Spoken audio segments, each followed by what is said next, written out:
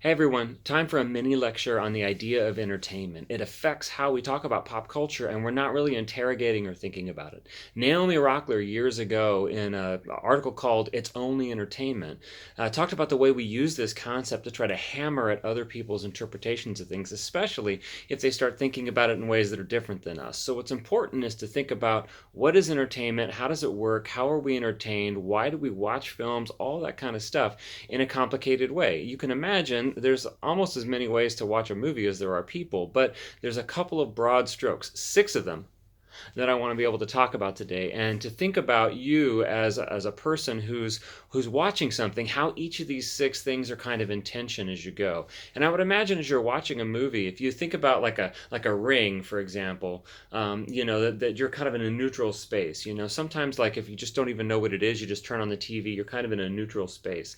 But that certain times, like when you want to watch a movie for a certain reason, certain elements of these six, if this ring has these like six pies, like an old Trivial Pursuit. That's a super old reference.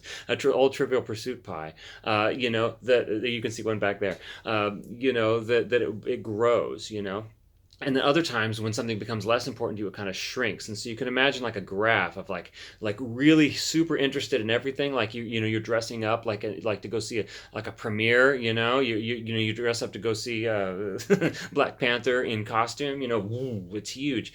Some are bigger than, and then other times they sort of shrink. And so you can imagine this kind of feel to it. I don't know if the graphic helps or not. Or I already have lost a couple of you. I'll make one and then you can see it. But for now, if you think about that, like oftentimes we're kind of neutral about stuff. And I think that that's often where we think entertainment is. Like we're just kind of this neutral level, like I'm just watching and I don't care. But the thing is, if you're in entertainment mode, you care, but you just care about different things. So let's talk about these six different ways of connecting with media to help us through this. So the first is what we might call like identification with media. In other words, I just am happy that I'm watching media. This is in the old days, the idea of let's just go to the movies. My family used to do this when I was a kid.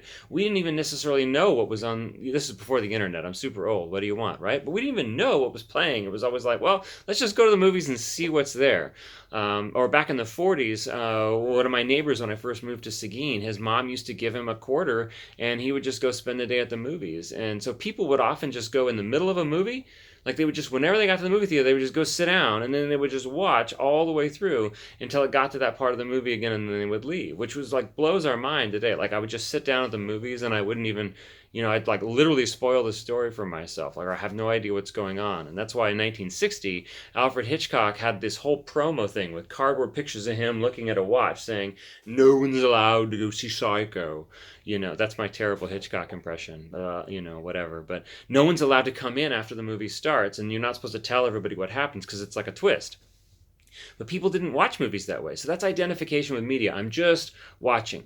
I'm just playing. So if you're just the kind of person who, when you come home from school or whatever, or work, you just sit in front of the TV and you just turn on a channel and you just see what's happening, right? Sports Center does this to people. I'm just turning on Sports Center, or I'm just going to play video games, and you play whatever's like, current, right? But you could be playing almost any video game and it doesn't matter.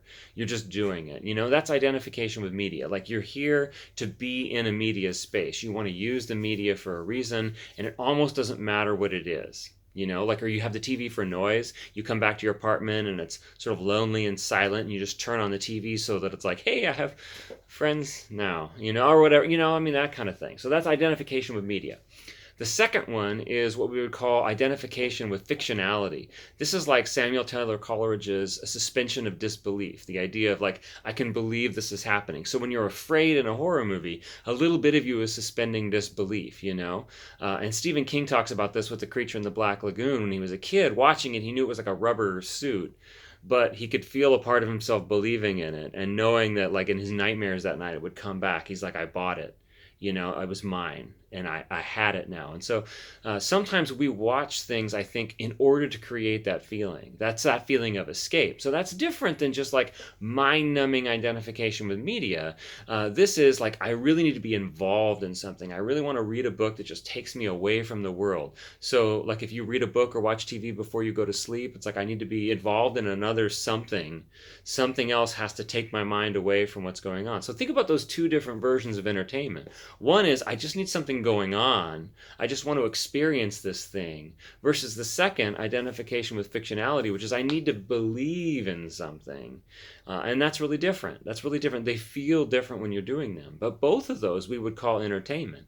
And when I sort of like criticize Disney movies for being racist and sexist or whatever, both of these are what people think about when they're like, I just watch for entertainment. I don't even notice all that stuff. Leave me alone. Well, notice how different those two things are, but we act as if they're the same. This is why we have to be able to talk about entertainment in a little more complicated way. All right, we got 4 more, and let's go through them a little quickly, and then we'll talk about them a little bit more with an example. So the third is identification with character, or like a personality, or maybe a star, right? So identification with character. So sometimes a character is a fictional character in a world, right? Like, you're going to go watch a new Lord of the Rings movie or whatever, and you're like, oh, I wonder if Aragorn is in there. I like that character. Or sometimes the star becomes a character. You're going to want to go watch like the new Snake Eyes movie or whatever because Henry I was going to say Henry Cavill. I have too many Henrys in my life. It's like the Chris's, which Chris you like the best, Pratt, not, anyway.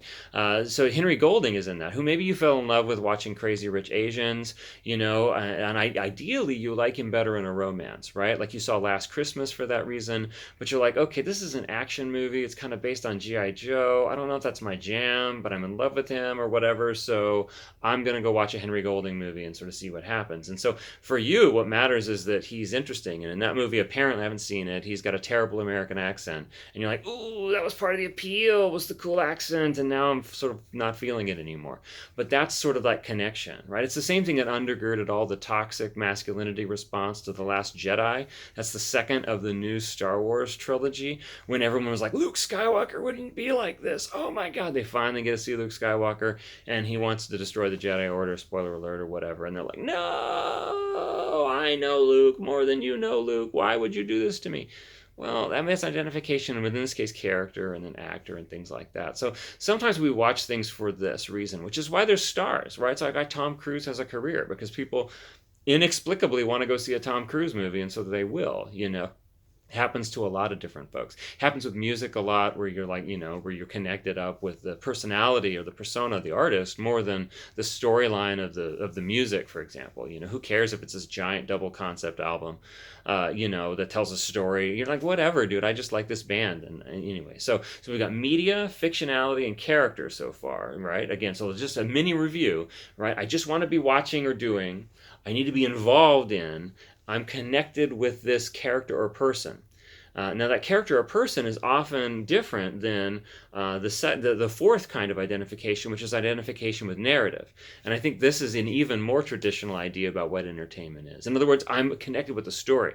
So in that case, you don't necessarily care about the actor or the characters as much, but you want to know if the story is good. And you can see the tension in this, in certain places where, like, in the 80s and early 90s, those big, giant action movies with, like, Arnold Schwarzenegger and Bruce Willis and Sylvester Stallone, and the story was kind of dumb, kind of like professional wrestling, but you're like, well, they're really charismatic and I like them or whatever, and so there's often a tension between character and narrative. Or back in the day, Cary Grant was a great star and people would just watch him in anything, it wouldn't even matter. And so the opposite of that is that kind of narrative where it's like, all right, what I need is, I really want to be involved in this story. Now, it's very similar to identification with fictionality, which is our second one, which is I need to believe the story. I need to believe the world, right? The world building, which is a sort of recent-ish term, is meaningful to me. In this case, it's the narrative itself is something I feel like I care about the story. I read a mystery and I want to know who did it. I care about a plot twist. The plot has to be believable to me. I have to be connected with it. So that's, identification with narrative. What matters most is that the story makes sense. And so when it doesn't, and you're like, oh my gosh, there's no way Iron Man could survive even stopping because just he'd be spattered up against the side of the suit. That's a sort of narrative, kind of nitpicky sort of perspective, but you really want the narrative to be realistic. And so you get connected with it in that way. Fifth is identification with genre. Like, I'll watch a bad horror movie just because it seems interesting. Like on Shudder right now, there's a movie called Slaxx, Slaxx. It's about killer pants. I have to see that. Like, I can't not see that movie. It's Killer Pants. Are you kidding me? I know it's going to be terrible. I don't care. But I am so connected with the horror genre that I'm kind of willing to watch bad horror more than good other movies sometimes, right? Or if you're like a Jane Austen fan, you're like, okay, I have to see Bridgerton. Even though I'm sort of skeptical that I'm going to like this show because it's Shonda Rhimes and I gave up on Grey's Anatomy like a decade ago or whatever. But then you watch it because you like that period drama. You like that sort of style. So sometimes we'll let identification with genre, like I got to go see the new Disney movie or whatever it is, or the next Marvel movie or something, that drives us more than our interest in story or character or whatever. And if you've ever found yourself going, well, I got to go back and watch Iron Man 2, even though that is clearly the worst, well, maybe Thor the Dark World. Those are the two worst Marvel movies, right? But you're like, well, I'm a completionist. I have to know the story. I care about this genre. I'm going to go there. And that means genre is more important than anything else. Okay, last one. We're almost there. The last is identification with ideology. So often this is what people don't understand is a real thing, right? When you argue with me about here's my interpretation of the film, or here's what's going on in the film, or something like that, and people are like, well, I just watch for whatever, any of the other 5 reasons, never for politics, which is what ideology is, but we always watch for ideology. If you've ever watched like a religious film because, you grew up in youth group or whatever, and like, we're going to go watch this Kirk Cameron film now, you watched it because it was a good Christian movie with a good Christian message. If you're on the right or the left, and you watch sort of movies that are political, like documentaries, you watch it for those kinds of reasons. But there's other ways we watch ideologically. If you feel unseen, in your life, like always the heroes have been these like straight cisgender like white dudes or whatever, and you're like, oh, now I can be the hero, right? Now we have a hero who looks like me. Then that really matters a lot. You're watching for ideology. You're watching for politics because you're like, hey, I can be there. I can be seen. I can be the hero now, not just like the sassy sidekick or whatever. Or it can even be simpler. For example, a lot of people are super into Brene Brown, right? She's all about leadership and psychology and whatnot, and she has huge TED Talks that are a big deal. And in her podcast, she spent the last years like shilling for like Ted Lasso, the show on Apple, right? Apple TV. She's like, this is a great show, you have to see it. And part of the reason why she liked it was because it exemplified her concepts of leadership. Like inexplicably, Ted Lasso, this weird character created as an ESPN promo by Jason Sudeikis, who nobody likes. I've never met a Jason Sudeikis fan in my life. It is this show. She's like, watch it. It's good. In other words, it gives a good message. So if you have a family who doesn't like curse words or sex scenes and wants to close their eyes and stuff, or you get nervous about things like gore because you think it's bad, right? So there's all these ways in which we have these sort of political sort of like lenses that we use to tell us what counts as entertainment and what doesn't. And so for most of us, those 6 things, kind of like media, or let's review, okay? Media, or I just want to be involved with media. Fictionality, I want to believe the media. Character, I'm connected up with a person or a character here. Narrative, I'm really involved in the story and the answers to it. Genre, I just really like science fiction more than anything else. And then ideology, for whatever reason you've chosen those things in the first place, which is often ideologically driven.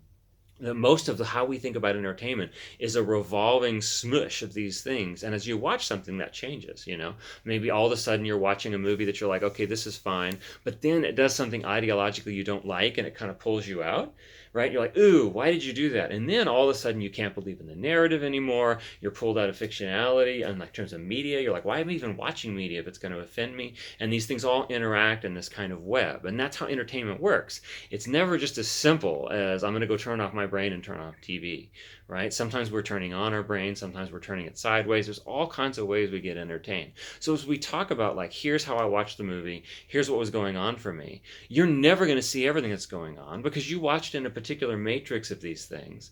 And so maybe you weren't even conscious of other things that were going on, right? So just because you didn't see like a political message or a shot or a plot point or something doesn't mean that wasn't necessarily there. I've watched whole movies where I was like, wait, that was a character? What would I miss, because I was getting popcorn or something else and I didn't even notice. Like I was just like, okay, I guess that person was in that movie. What did they say again? So there's all sorts of reasons why we don't pay attention to certain things, right? Whether or not you can see the staples on the suit or whatever and the bad special effects, and other people will never notice them and other people will. So your lack of noticing, or the fact that you did notice, doesn't make it truer or less true. It just means that we're all part of these different pieces of process. And so part of understanding pop culture is trying to figure out, okay, how does this thing work? And is there a kind of preponderance of where most people in a certain kind of group are going to respond in this particular kind of way? And what does that mean? Right? All right. And we'll go on from there. That's about it. But good luck with this fast. I was trying to go fast, right? So I probably spoke too fast. And so here you go, 15 minutes of a lecture, and you're like, wow, okay, asynchrony. Woohoo!